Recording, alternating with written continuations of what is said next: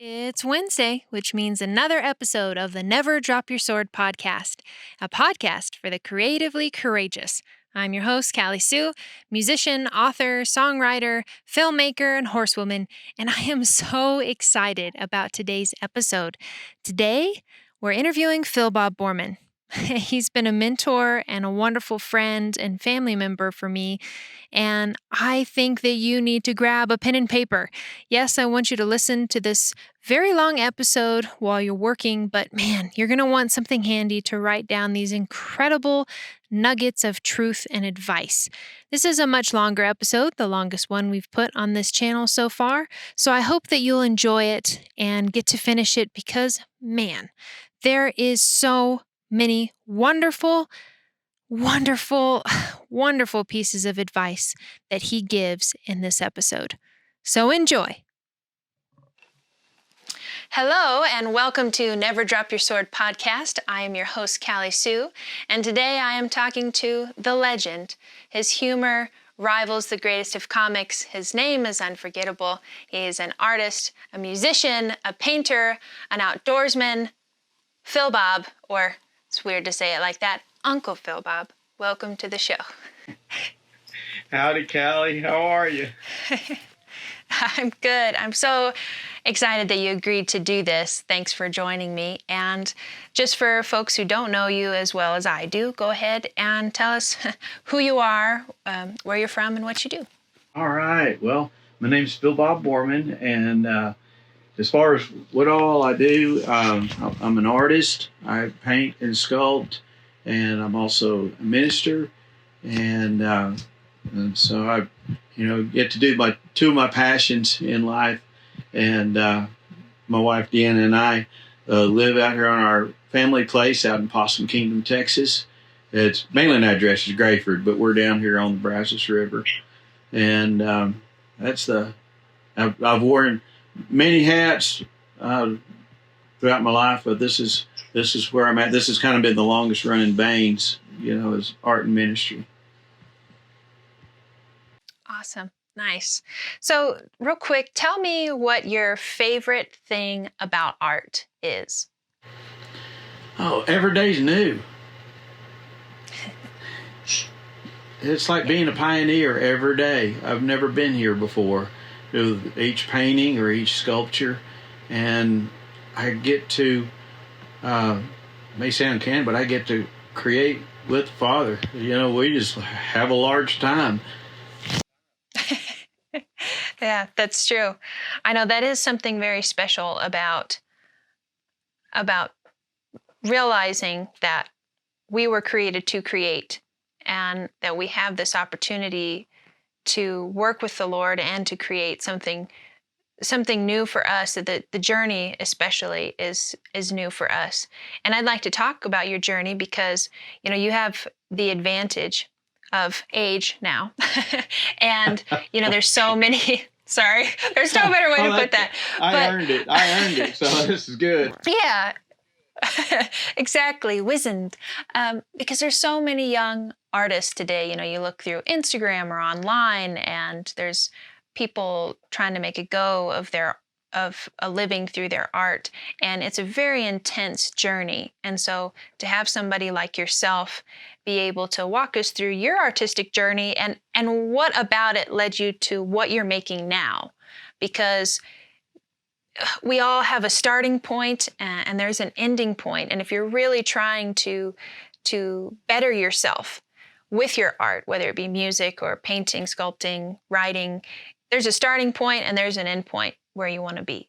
And so kind of tell me about your artistic journey a little bit and how it's led to what you're painting and sculpting now. Okay, you bet. Well, as far as artwork, I remember when I was 4 years old, I did my first drawing, and it was those golden books you used to get when you were a kid. I looked in there, I saw a dolphin, and I remember I drew it out, and I went, wow, that's cool. I made it look like a dolphin. And that was my first experience with drawing. And then after that, I'd draw on the windowsill and stuff. And of course, it was in my sister's room, so they got in trouble. But it was, I just kept on.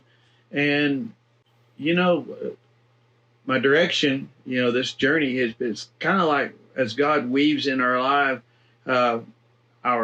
our journey or our purpose or our identity, all of that together, it meanders like a river.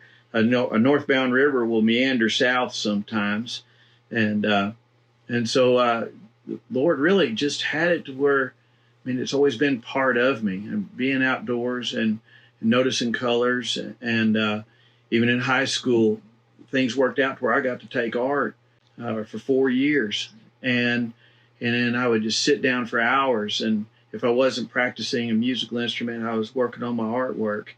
And I remember when I was 14, I guess that was another mile marker. Me and a buddy of mine, we were busboys at a restaurant, and we got home about 2 o'clock in the morning, and he'd stayed over the night, and I got to draw. And I drew till daylight, and I told him, I said, I'm going to be an artist. And he said, okay, pass the corn chips or whatever it was. And then when I was when I went to college, when I went to Sul Ross, and before I went to Sul Ross, I was always drawing. I worked on several ranches. I was always drawing, worked in pencils. And when I got to Sul Ross after I transferred over there, I told my art teacher, I said, I want to be an artist. I want to be able to sculpt and paint. I want to be a Western artist. And he laughed at me. He said, okay, show me. And so that was the best thing. Bob Hex was my first mentor, and he would push me. He never, you had to work hard for a good grade because he didn't grade across the room. He graded on your yesterday. And so he would take a drawing that I'd do a finished drawing every week. And he said, man, you're drawing more than my drawing students. I said, well, this is my heart. And so he would say, well, what about that area? And I said, well, what about? He said, that looks flat. And I said, well, Bob, the rest of it looks good. And he said, well, are you finished? I said, well, no, I got to finish that part. And so he would always push me, and he would always ask me, well, number one, he said, don't do safe art. And he said, and give me a reason for looking at your artwork instead of somebody else's. And so that stuck with me. And then after college, he was a sculptor, so I was learning how to sculpt. I apprenticed under Mel Lawson, who was a member of the Cowboy Artists of America, and moved to California and stayed out there for 6 months, and then gave my part back to the Indians. And so anyway, after college, I was in art shows and just trying to make a go of it. And so I sculpted for 15 years, did contemporary working cowboy type sculptures, bronze sculptures. And then, let me see, about 15, 20 years ago, no, it had been further back than that, back in 95, I guess it was.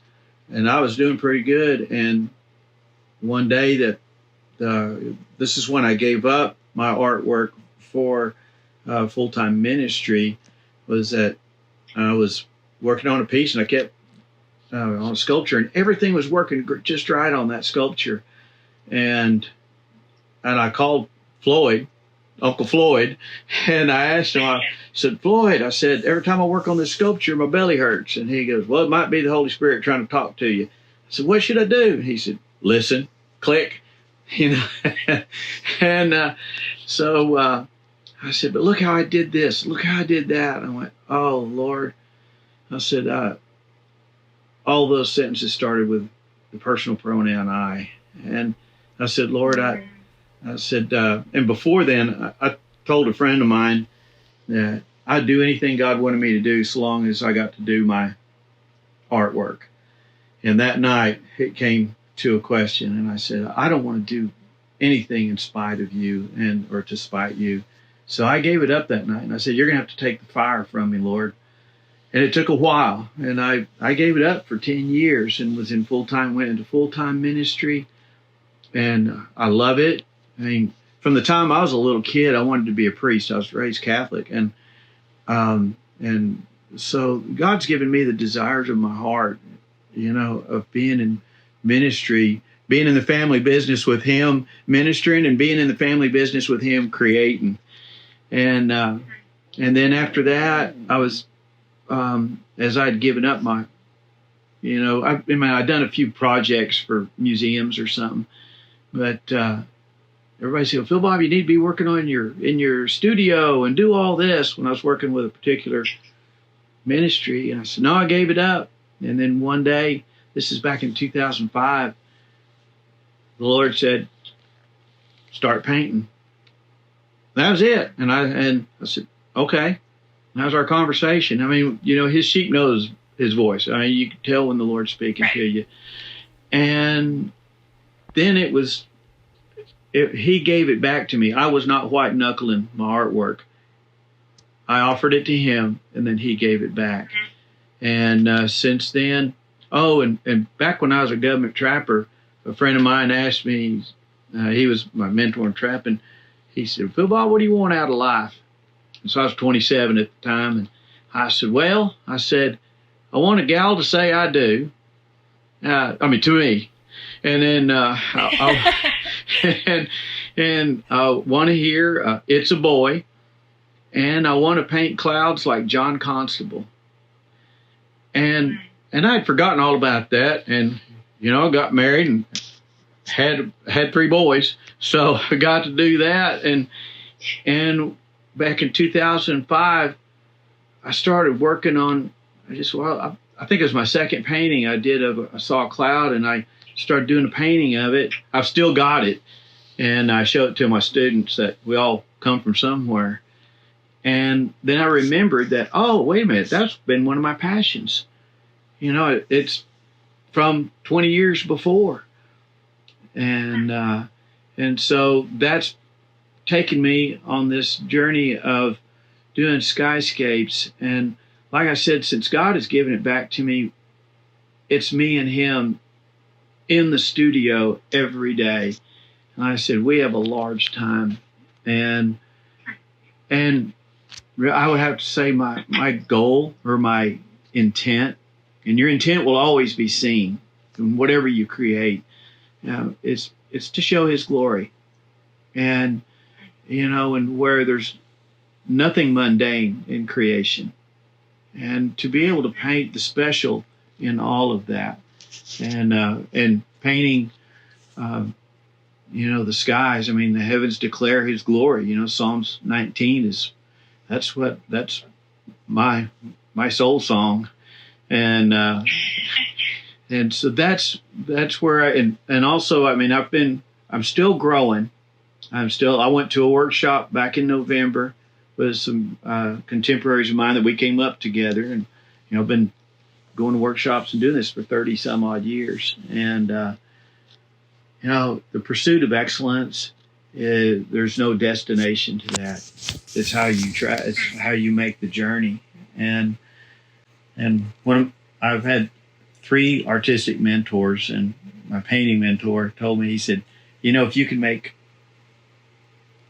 friends with frustration, you'd be a great artist in whatever field, because you can always see farther than you can throw.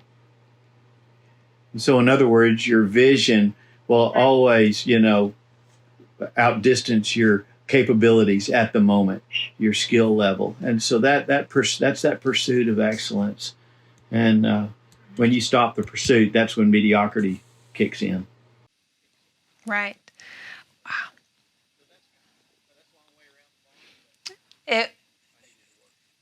That's amazing, though. That was. But I think that is so true, because one thing that I really feel like we're losing sight of, even within the realms of Christian art, and really realizing that it's those of us who are called to be artists, which is a little bit, in my opinion, a little bit different than being a creative. I personally think that we're all creative. We've got to come up with a creative way to pay the bills, a creative way to take care of the family, to mend a shirt, to drive through traffic, all this kind of thing. But few of us are called to really hone a skill within art and entertainment. And we've really lost our way as a society all over the world, I think, that, we're past this point of really looking at the intent of why we're making what we're making. And I think that's amazing, your journey, because I just resonated with so much of what you said. Not creating safe art, making friends with frustration. That is a big one, and then also the Lord asking you to lay things down, because that is so true. And like you said, it took a while. It's hard to do that. Maybe we'll come to that decision and we think, oh, yes, of course. Okay, all right, of course.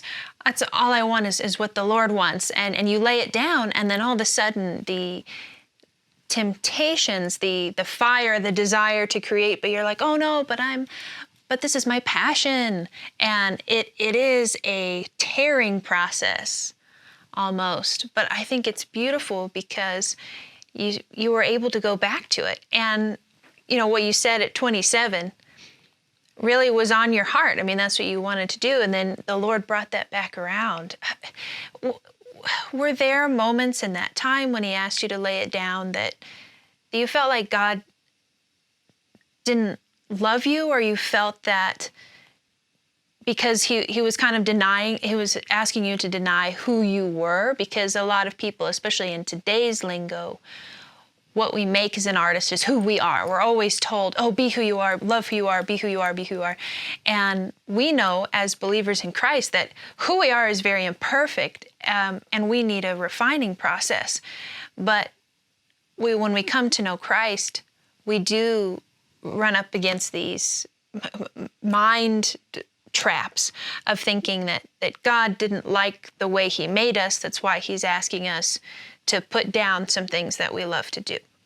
So can you talk me through just a little bit, if you can remember, some of the struggles you went through mentally and spiritually during that time? Yes, you bet. Well, starting with that evening, when I told you I had this sculpture, it was one of those sculptures that everything worked. And it was, PhilBob's opus, kind of a deal. After 15 years, it was just like, oh, I got it. And, I knew it was spiritual, and that's why I called Floyd. And for those who don't know, Floyd was my pastor, and he's one of my best friends, and your uncle, and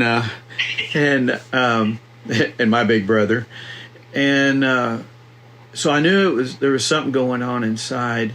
But when I started doing it, I knew that I needed to ask some questions. When I saw the word I and all those sentences, I realized I was doing things in my own strength, in my own design, not without God, but because, it was not like a backsliding, whatever. It was just doing it on my own ticket. And he didn't even pose the question. I volunteered. That was the thing, is that he laid up the situation, set it up to where I could ask the question, what do I want to do? What were my priorities? And we use poor English when we say I am an artist, because we tend to, the whole world is performance or transactionally based.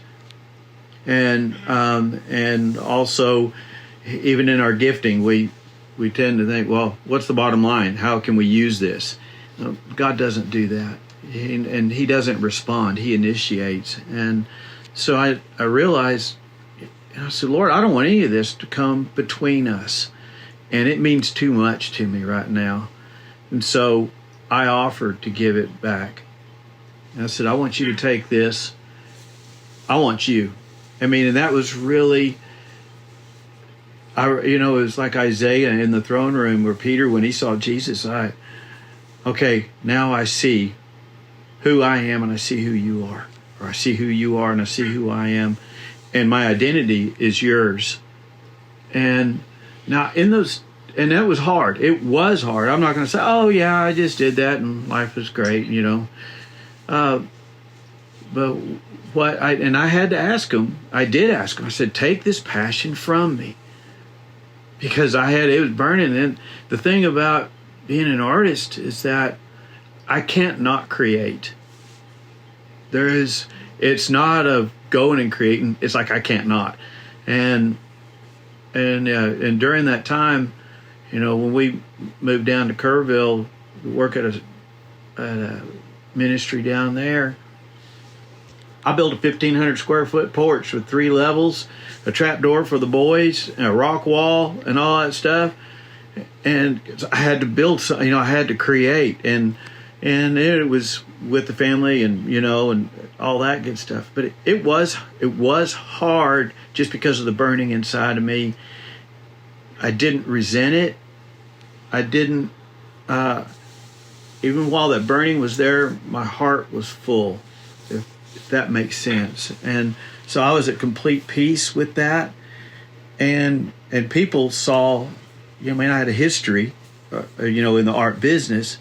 And so I had people say, PhilBob, you need to get back at this. And I said, no, I gave it up.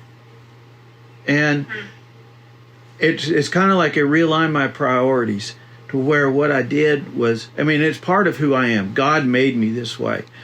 I know I'm seen in heaven as an artist. He knit me together pretty darn wonderfully, if you look at Scripture. And then, he didn't say darn, but, emphasis mine, parenthetically speaking. Right. And so while it was a journey, and there were times I wanted to pick it up or I would explore, I still had a studio, and I would ask people, do you think it's okay if I did a painting?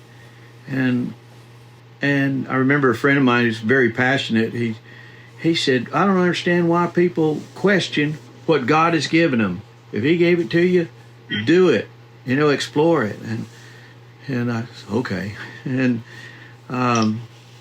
so that was the journey. And even up to when I had that conversation with the Lord, at that ministry, I had a really nice, it was an old chapel, or was going to be a chapel, so it was a good-sized studio. And it was not until I had that conversation with the Lord that I even was willing to come back into it. And even that was a process. Right. Yeah, that's true. Wow. That's really interesting to hear that story in full. And I think that's an interesting point, too, is that whenever you do come to that place of being willing to lay down your art, the Lord does fill your cup in other ways. It's not that desire has completely gone away, but the Lord is giving you peace. And like you said earlier, his sheep will know His voice. And that's why it's so important to stay in the Word, even when you're asked to lay everything down, and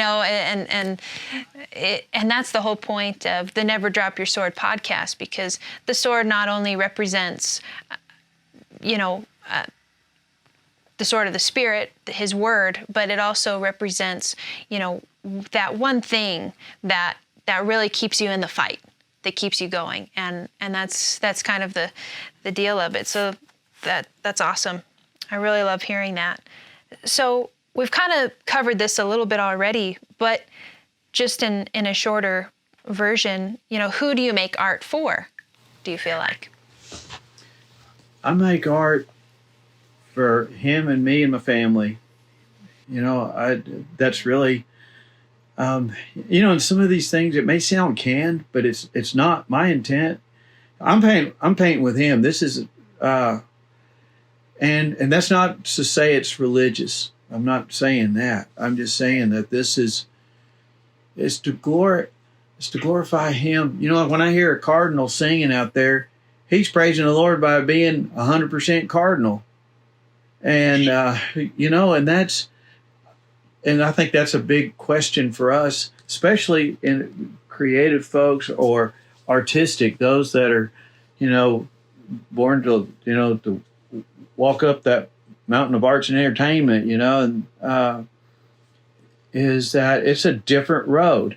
It's not as common, and it doesn't make sense.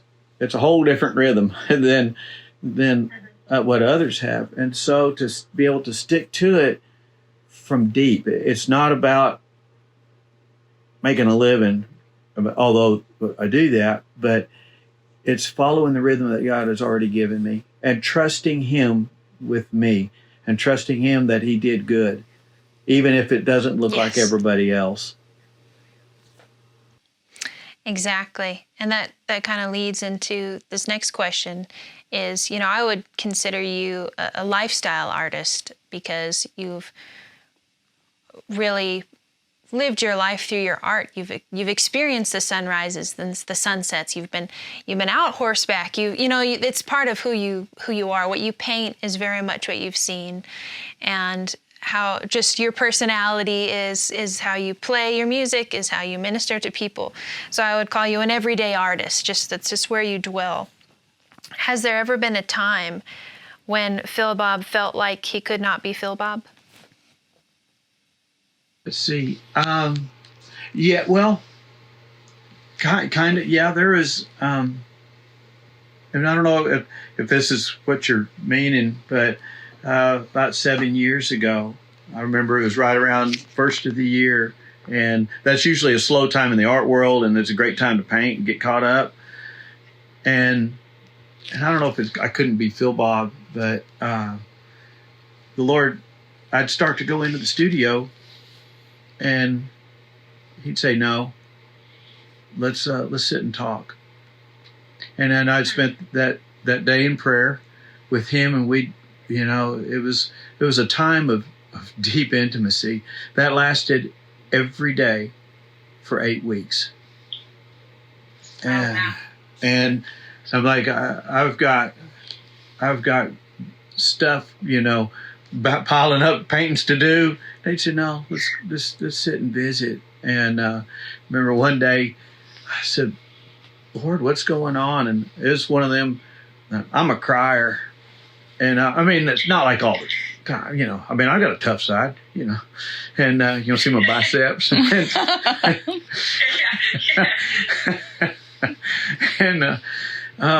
But one day the Lord said, He goes, "Well, before I can redeem, I need to restore." And I knew that He was wanting to take some deep hurts out of my heart. And I said, "Well, Lord, let's get after it. Let's scrape the burnt beans off the bottom." And I remember I cried for about 6 hours straight.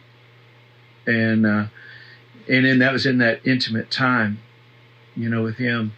But as far as like public goes, yes, there's been, I'd say off and on a lot for 30 years or 35 years, that people telling me my life won't work because I'm an artist, because it doesn't follow a corporate rhythm or an everyday it's just as secure, but it's not as certain, people. Right. And so it wigs people out. And, I've heard up until recently, like, when are you going to get a real job? And so there's always been that, and that saying, "To thine own self be true." And I would take that a step further and say, "To thine own self that God created this way be true." Mm-hmm. Yeah, exactly. So balancing those ups and downs, obviously you have alluded to this much, that you spend a lot of time in the Word and maybe you're not really at this point anymore, but as young artists, we struggle with the idea of like, "Oh, I love what I made, it's wonderful." And then, within the next 30 minutes, it's, "Oh, this is crap. This is the worst thing ever," to, I am not an artist, I am not any good.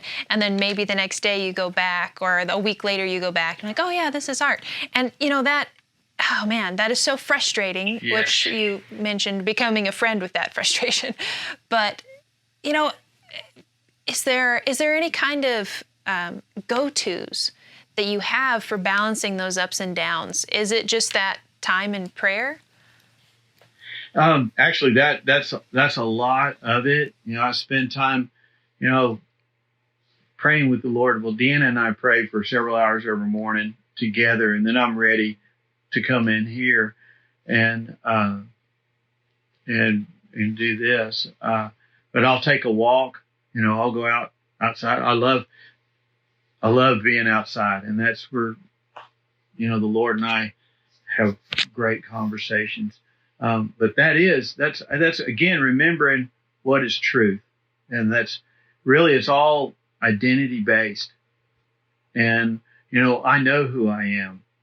And I do have those days. Like right now, like I'll tell Dan, I said, I'm grumpy at that painting. It's not, of course, I'm the only one with a brush in the room, but I'm mad at the painting. And, but, and there's times when I'm like, where did I put that application to Walmart? I want to be a greeter. At least I know I can do that and get to wear a cool vest. Right. I wrestle with that all the time. But another thing that my mentor said, he said, the difference between a professional and an amateur is a professional knows how to fix his mistakes, and which implies that we all make mistakes, and it's just problem solving, coming up to it and working through it. And that's really the fun part of getting to do that. And, if I were to say to young artists is, when God's telling you this, do it, trust it. And as a creative, as an artist, you are the trendsetter. You don't follow a trend.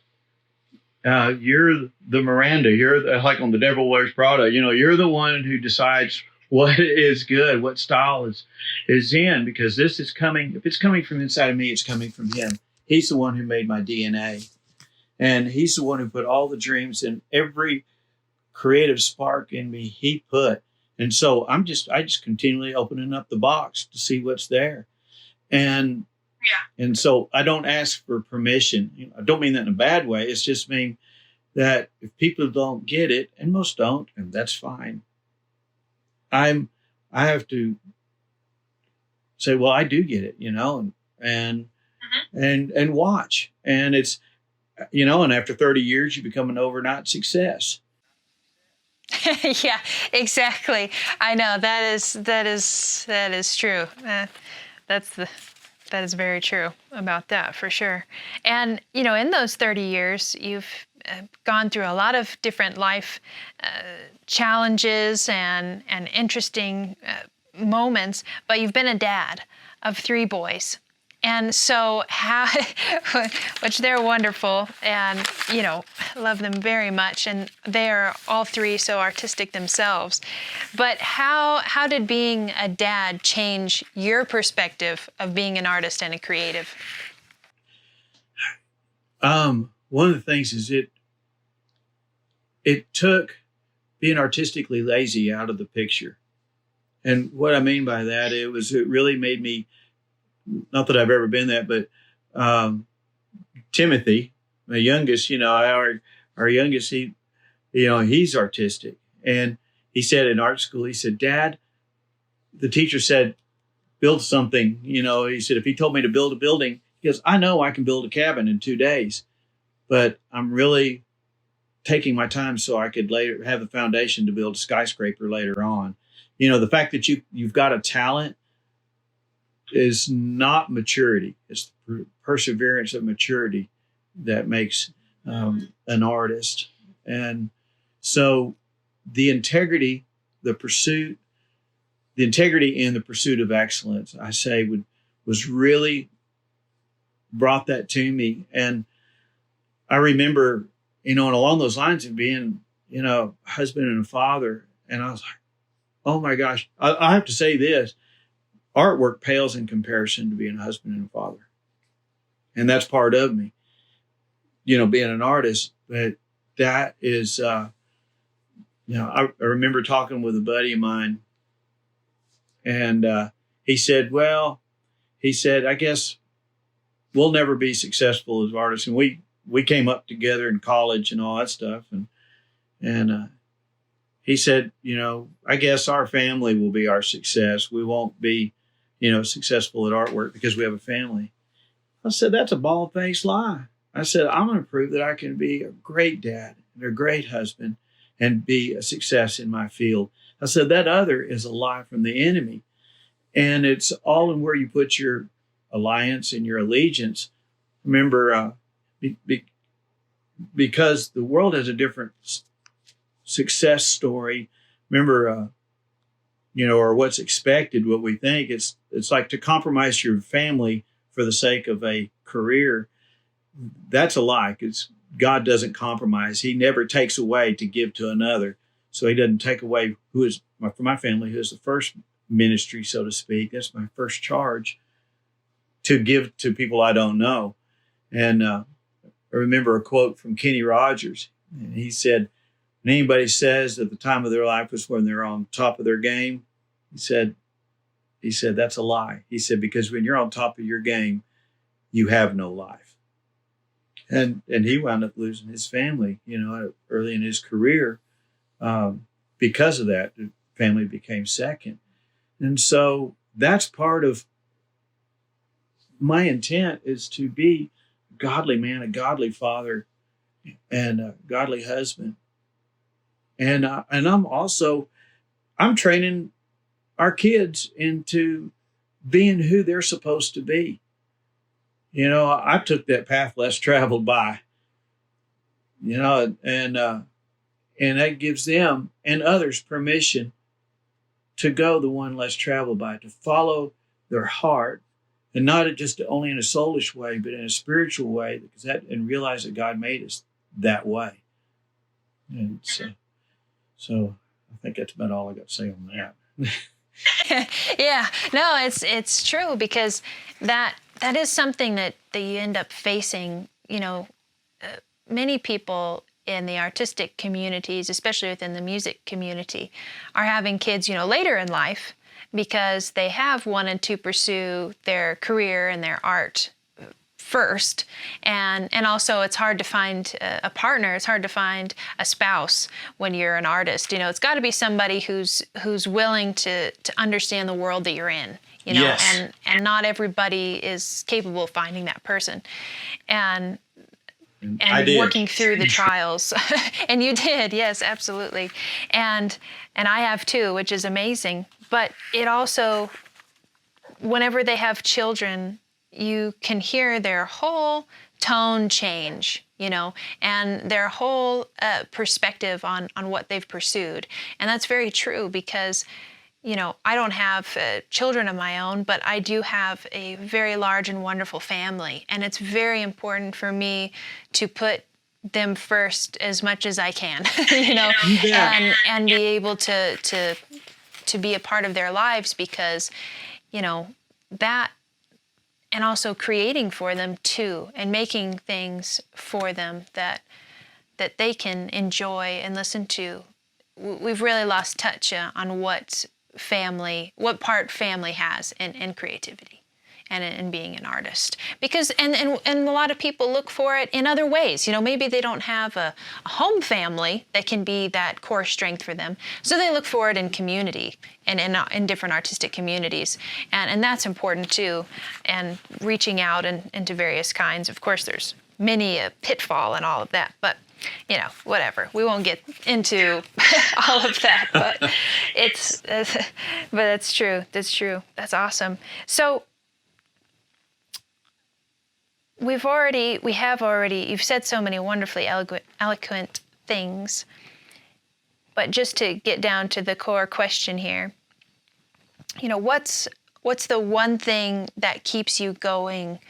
You've talked about, obviously that your walk with the Lord has been the compass, and that He brought you back into art, and you were able to hear His voice and go into that.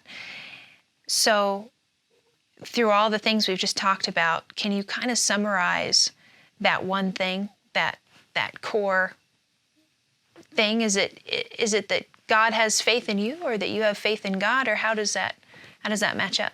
Boy, I would say yes to both of them.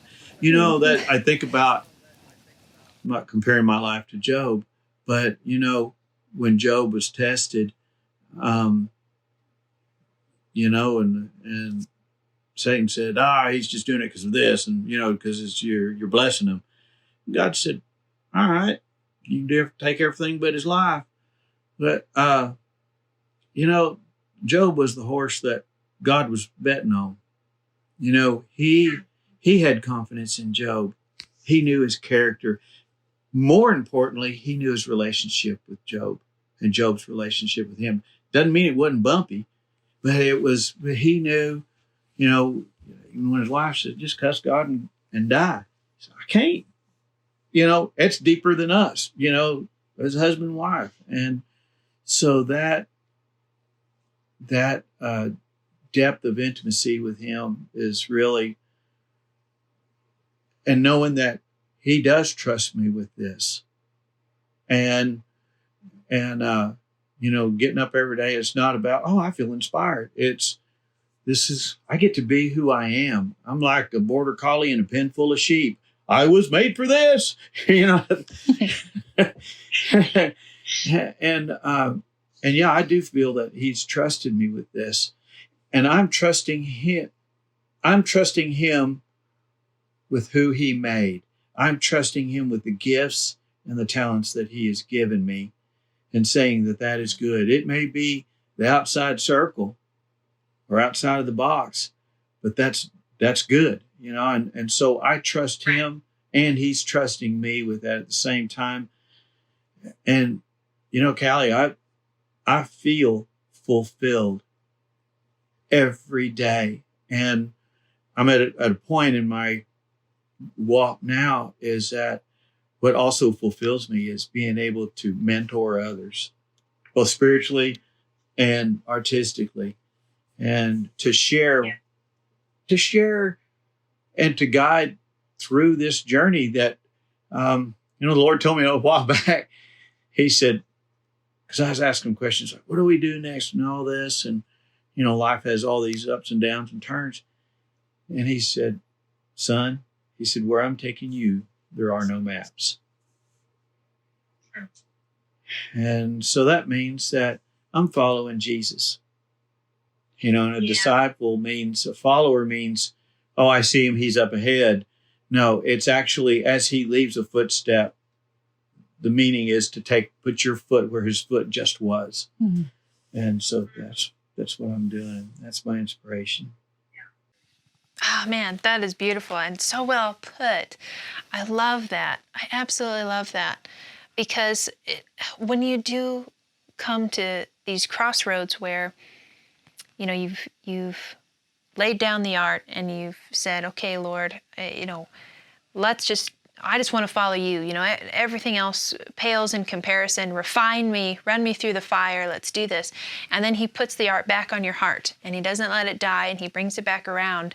And then you're left with these decisions on where to go with it next. And of course, the world has all the answers about, you've got to put it online and you've got to, the big thing is to, be viral or to do this. And you're looking at all of these and if you've really been paying attention to really the schemes of the world and trying to look at things just with a little bit bigger picture, you see where all those roads end, which is to usually unfulfillment or a disappointment or, a little bit of success for a minute, but then you've expected to do so much more, like just human expectation and consumption and that utilitarianism of art, what we've kind of turned it into as a utility, is not where you want to go. If you're following the Lord, you're like, I don't like that one. I don't like that one. I don't like that one. And I love that you said, that the Lord told you, where I'm taking you, there's no maps, because that's so true. I mean, I face that within my own self. This podcast has no map. I mean, I can put as much human planning around it and say, well, I like this about this podcast and that podcast and try to mash it all together. And there's no real explanation for how I'm going to do it. And then also with the book, with 1232 and where the line comes from, never drop your sword. It's one of those things where the Lord has never let that die. And right. I have no idea the next step, but each year he seems to lead it down a certain one. And so that's just kind of how it is. So I really relate to that. I love that. I'm going to ask Cheyenne's questions and then we'll wrap up. But I know that you've been through a lot of different pains and struggles. So how do you paint and sculpt and create through that pain and through the relationship struggles?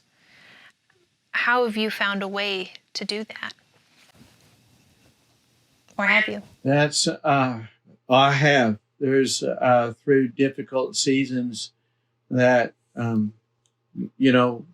where it's just like there's pain every day for a season. You can't just not work.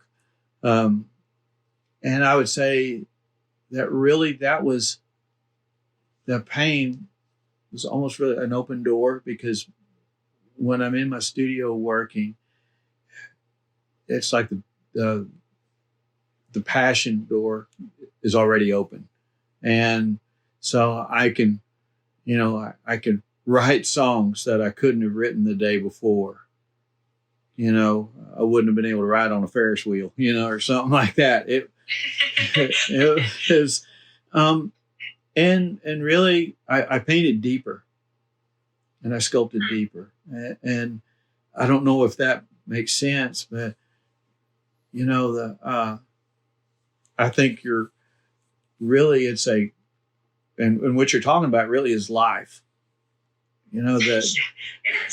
There is, it's not always free love and nickel beer. It's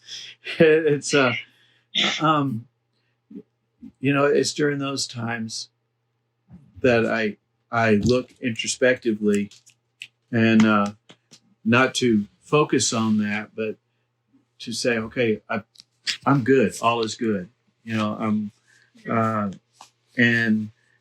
Like Horatio Spafford, when he wrote that song, that poem, really, it is well with my soul. And he just lost all his daughters.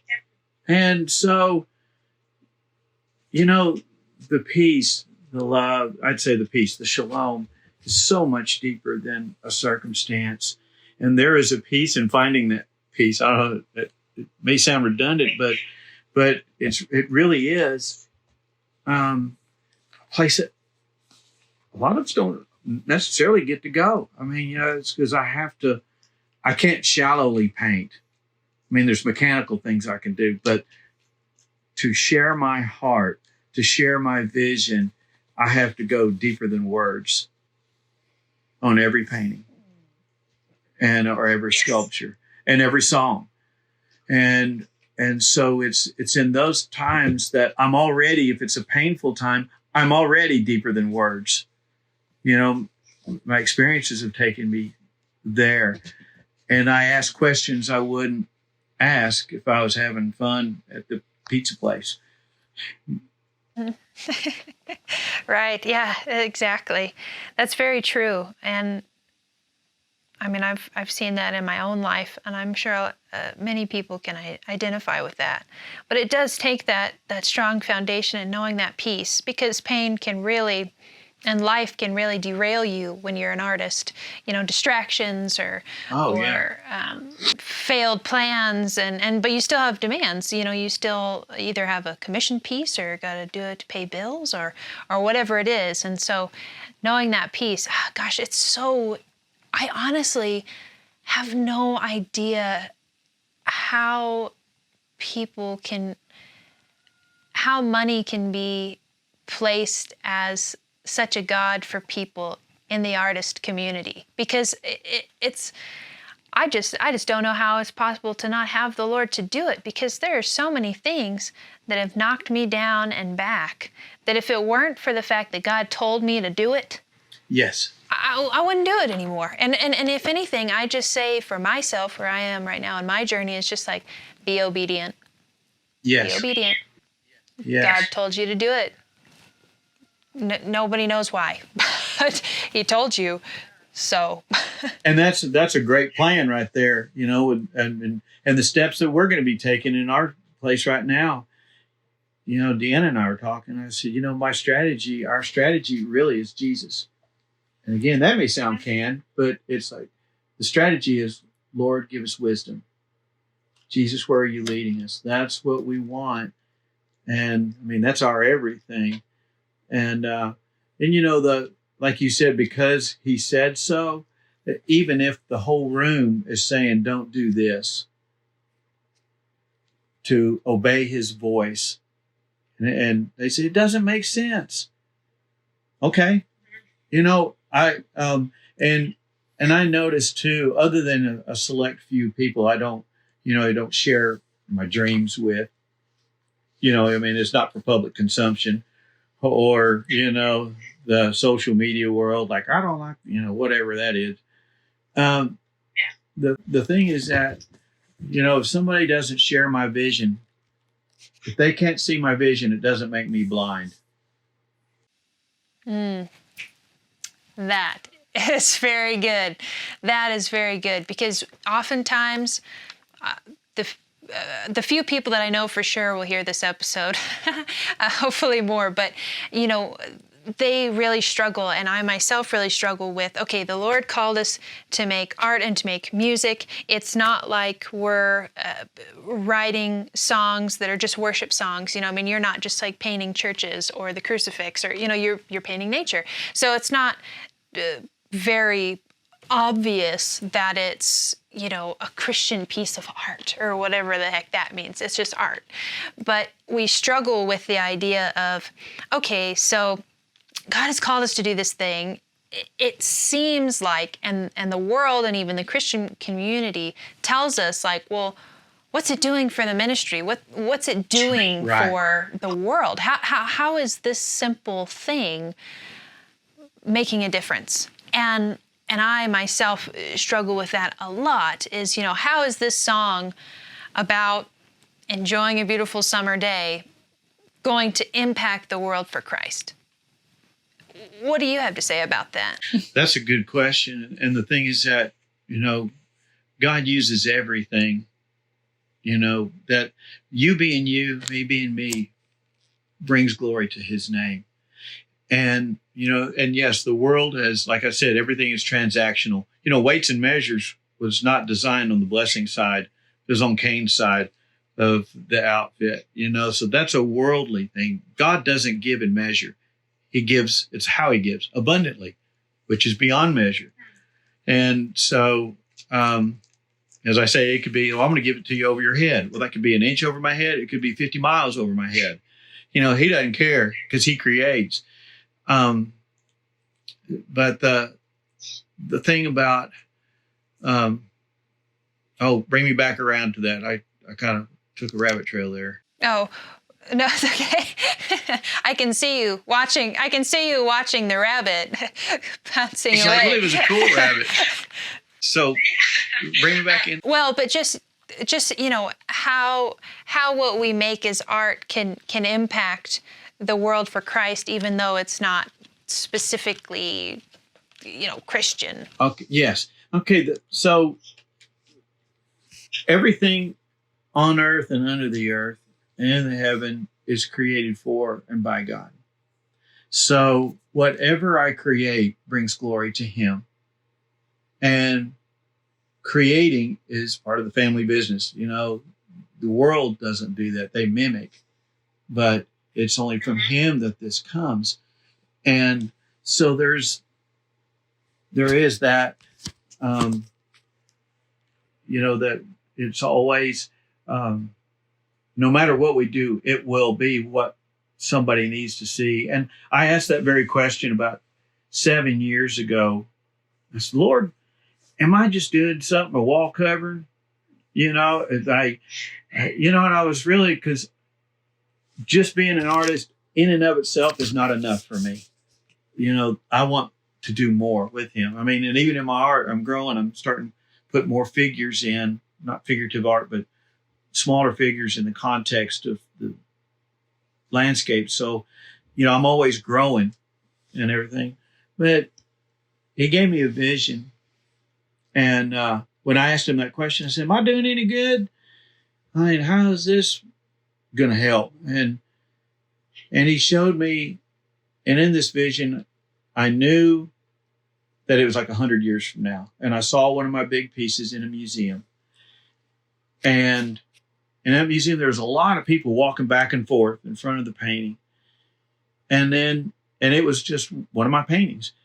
And I saw a young man stop, and he looked like he was in his late 20s. It's about 30 feet from the painting. And he just looked. And as he was considering the painting, he gave his life to the Lord. And so I knew that it was going to keep working. That it is drawing people to him.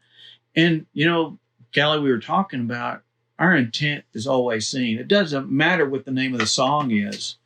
Our intent will always be seen. And so our paintings, every time a song is sung, every time, no matter who covers it, every time a painting is shown, that painting is prophesying the glory of the Lord. That song is glorifying the Lord whenever they see it. Because in my, I've got paintings all around. That's why I'm looking over.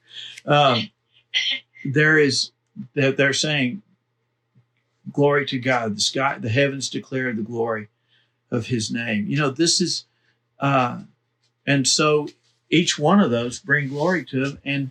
And a proof in that is, right quick, is as an artist, I'm anonymous, as far as walking down the street, unless people know me, they don't know me. And you go into a gallery, they know my work, but they don't know what I look like. And which is good, because sometimes you can go in there and hear what they really think. And I've been there in the gallery many times, and people say, wow, I can feel God's presence in that.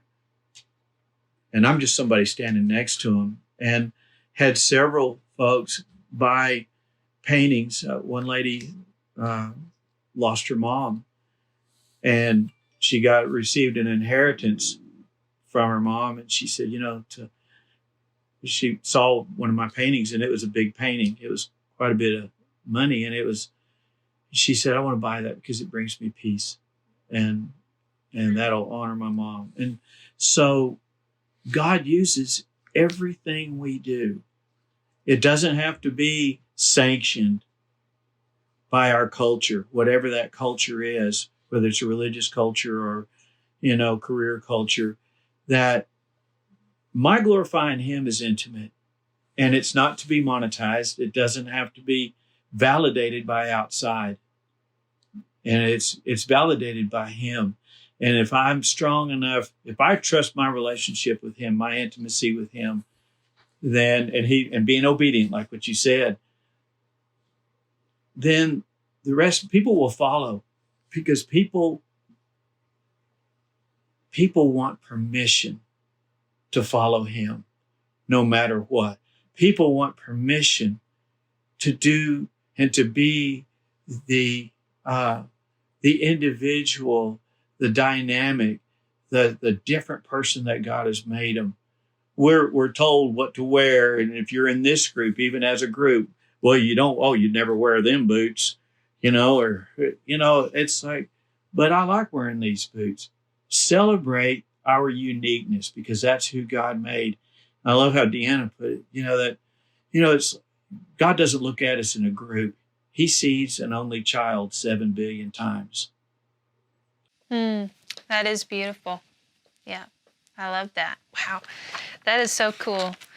Man, I've really enjoyed, I could talk to you forever, which we have. We have many long conversations. And it's very cathartic to be able to talk to you again.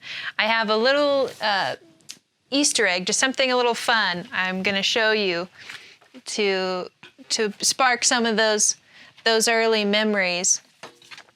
But how many times have we seen this movie, The Three Amigos? Yes.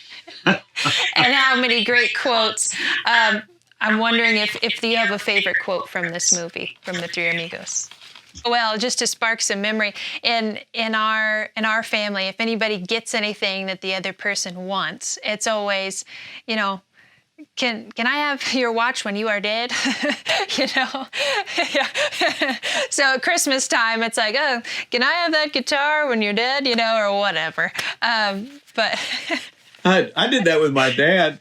This is years ago. He was in intensive care, and we thought he was having a heart attack, and I picked up his shoes and I put them up next to my feet, and he goes, "What are you doing?" I said, "Well, just in case. Want to see if they'd fit."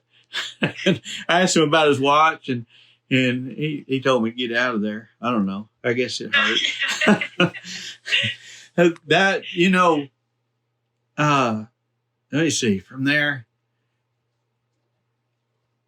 I would have to say it was a story with Martin Short talking about the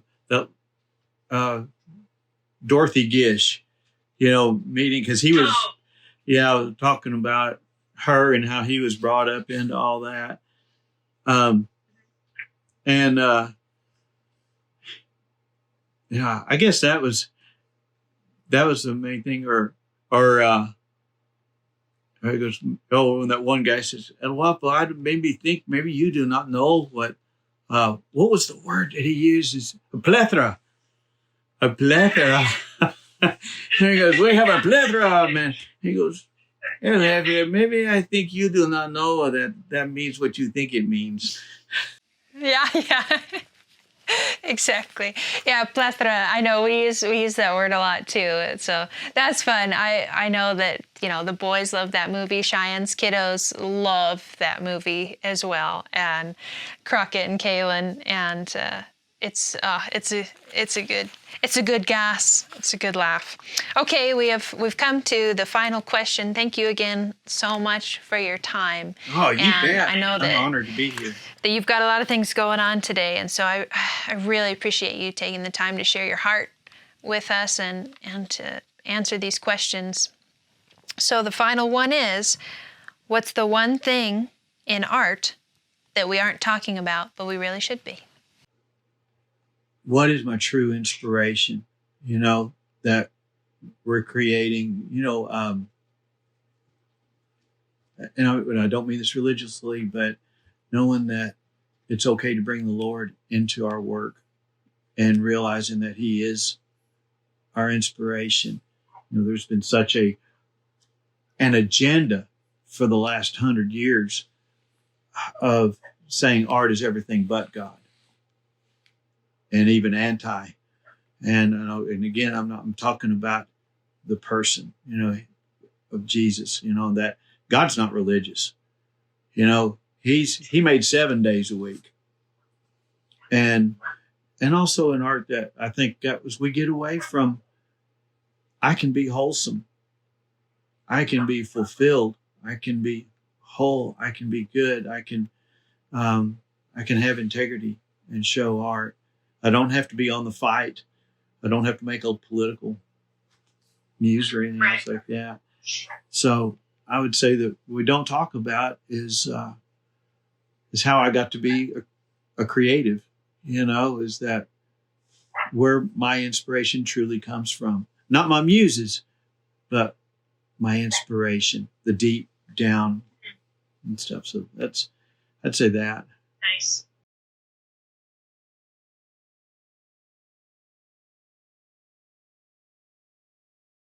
If I could say one more thing, is that in kind with that, I told you at Psalms 19, I named several paintings, the heavens declare, and I'm known as a sky painter, and I paint the Western life and stuff, and I'm in a group show over at the Museum of Western Art that's going to be up for 100 days, and it's going to be starting 1st of April. And the name of the show is The Heavens Declare. And there's a group of artists from all over the United States that were part of this show. And it's glorifying the Lord. It's every one of us are believers. And we all paint differently. We all have different things to say in our cloud or skyscapes.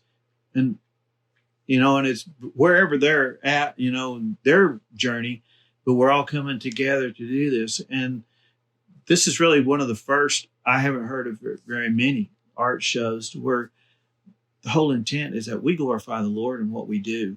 And in fact, I know several of them are not necessarily sky painters, but we're all incorporating the really just the thing that it's, the heavens declare. This is all about God. And in our everyday, artist life. And he is the definition of everyday life. It's not just on Sunday, and it's not in vocational ministry. When I'm awake, I'm declaring it's his glory. And when I'm asleep, a lot of people say, praise God, we get a rest, so. Yeah, exactly. That's awesome. Cool. So you've got that coming up in April. And where else, just let everybody know where else they can find your work. If you don't have to list all the galleries, but, just where people could find. Well, you could, I do have galleries. You can go to my website. It's PhilBob Borman Fine Art. I had to look at Deanna because PhilBobBormanFineArt.com. And on there, you could see a list of all the galleries and places, where it's available. Nice. And you've also got an Instagram. Yeah, I do. And that's PhilBob Borman. Pretty much most of them have my name on there somewhere. And on Facebook. Cool. Awesome. On Facebook too, right? Yeah. All right, we'll have all those links below. And once again, thank you very much for having this conversation with me. Oh, you bet, Callie. Thank you. Thank you very much. And I'm honored, and I love you bunches and bunches. See, I told you, you're going to need a pen and paper. Don't make safe art. Make friends with frustration. So many wonderful key things that I just want to burn into my mind to remember on all those difficult days when I'm trying and struggling with my art and even with my relationship with the Lord. PhilBob is an incredible human being, and you can reach out to him if you want through his Facebook, Instagram, and website, all listed in the links below. Please check it out. Thank you so much for watching this episode. I upload every Wednesday with an interesting interview, book review, or movie review. Thank you for listening, and stay courageous.